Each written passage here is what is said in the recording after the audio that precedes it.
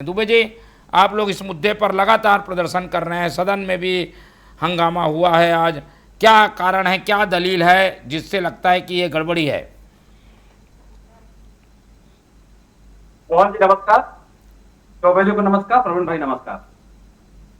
मोहन जी, छत्तीसगढ़ धान का कटोरा है और भाजपा की सरकार आने के बाद जिस प्रकार से किसानों को धान की खरीदी में पंजीयन कराने से लेकर के बेचने तक जिस प्रकार की तकलीफें हुई और जिस प्रकार से किसानों को चोर बताने का काम भाजपा की सरकार करती रही और रकबा समर्पण कराने का काम की, और जिस प्रकार से अवैध धानों का परिवहन रोकने के लिए अवैध धान पकड़ने की वाहवाही छत्तीसगढ़ सरकार ने लूटी, उन अवैध धान के जो परिवहन के वाहन थे उनको रात रात करने की कार्रवाई इनके द्वारा नहीं की गई। एक तरह से पूरी तरह से अपराध को संरक्षित करने का काम भाजपा की सरकार करी।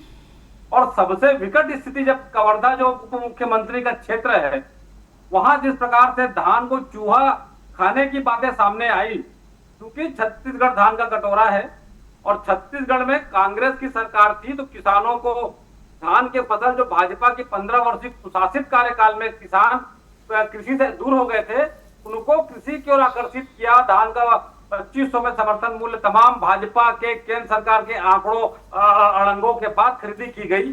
और आज जिस प्रकार से धान खरीदी को मजाक बना करके रख लिया गया है, छत्तीसगढ़ की भाजपा सरकार धान खरीदी पे चर्चा नहीं करना चाहती।